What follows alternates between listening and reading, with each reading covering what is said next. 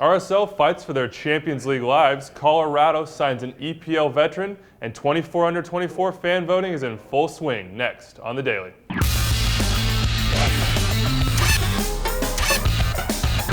Welcome to The Daily. It is Tuesday, August 21st. I am Andrew Wiebe. Next to me, Greg Lalas. And Greg, the game everyone is talking about ahead of Tuesday night, RSL against Howard FC and CCL Champions League play, 10 p.m. tonight. Fox Soccer, a huge game for Jason Kreis's side. Yeah, and Kreis came right out and he said, we have to win this because if we don't, we're out. Let's remember, they lost their first game in group play at Herediano, so that means they have to make sure they get 3 points at home in this one, and when Herediano come up to Rio Tinto as well. We all know how much Real Salt Lake believe in the CCL. We saw what they did in 2011 when they made it to the final. They weren't able to get through on that one. They have a belief that they need to get back to the final. They need to win it, and they truly think that they're the team that's going to break through to win the first CCL title for MLS, and it starts, I think, tonight for Real Salt Lake. Of course, a must-win. Two other MLS teams, it should be said, will be starting their group action this week on Wednesday, once again, 10 p.m., Fox Soccer Channel. Houston going down to El Salvador to take on FAS, and then on Thursday, the LA Galaxy going to start their side of things at home against the Isidro Metapon. You can catch all the coverage of all three of those matches here on MLSsoccer.com. And while those sides focus on CCL action, the Colorado Rapids are desperately trying to find a way back in the Western Conference. To that aim, they signed Hendry Thomas, or appears, the paperwork's still not in yet as of Tuesday morning, but it appears they will add EPL veteran Hendry Thomas to that midfield. Yeah, and you know, Thomas is a player that I think they've needed for a while. When Pablo Mastroeni's still out with headaches and concussion symptoms, they have not really looked like that strong double access that they need in the midfield since Jeff Lorenowitz arrived there. We saw what it did to get them to the MLS Cup final in 2010, and then to win it, they need that second body in there, and Hendry Thomas could be that.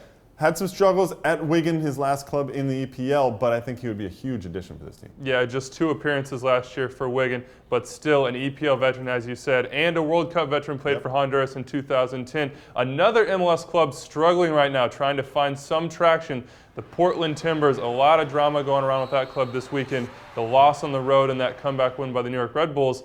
Now there's some vote of confidence having to be made by Merritt Paulson. Well, right now, Portland have still yet to win since Gavin Wilkinson took over as the interim head coach. And things are, let's say the natives are restless right now. And they've been out there on Twitter in particular saying that they're fed up with the way things are going. Merritt Paulson coming out in the press and saying, look, he's our manager. He's not going to get fired. This is the guy we're going for. We're looking long term. We do not need another shakeup. And I think he's actually right in this case, because Portland have gone through a rocky time this year, obviously, with the loss of John Spencer, with the firing of John Spencer. They don't need another massive moment like this to shake things up. Just ride the course for right now and see what happens. Their next opportunity to make up ground will be on Saturday night in Portland. They host Vancouver Whitecaps in a huge Cascadia Cup match. That's 10:30 p.m. on MLS Live. On Monday, a former MLSer made the headlines as Tim Howard and Everton knocked off Manchester United in their both teams' openers of EPL action. This has just become old hat with Tim Howard. First Azteca in the heroics there, now a huge victory for his club side. This is a big win for Everton, obviously, to get off on the right note. I mean, Everton have struggled in recent years to have a good start to the season.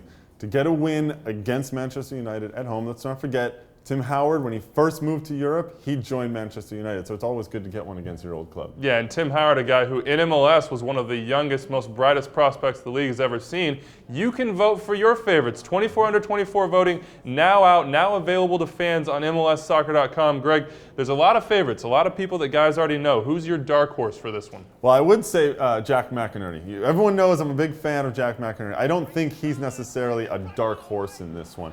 But if I think about some of the younger players out there, I would actually think about a guy like Russell Tibert, who I think has done very well. He hasn't played that much for Vancouver, but got on the Canadian national team, showed well in their last friendly. I think he's going to get called up again for their World Cup qualifiers coming up. And also another one, Martin Rivero out in Colorado, who's had a fantastic season for them since he's come in. A little bit quiet, but if you actually watch what he does, he's been very good. I think he's a guy to watch out for too. Once again, you can vote for all those players on MLSsoccer.com. Also on the site today, check out Extra Time Radio. The guys talked to Professional Referee Organization General Manager Peter Walton about all the hubbub this weekend about the referees. Also, Shellis Hyman on to talk about Breck Shea. You can catch that on iTunes, Buzzsprout, or Stitcher. Also, Power Rankings come out today.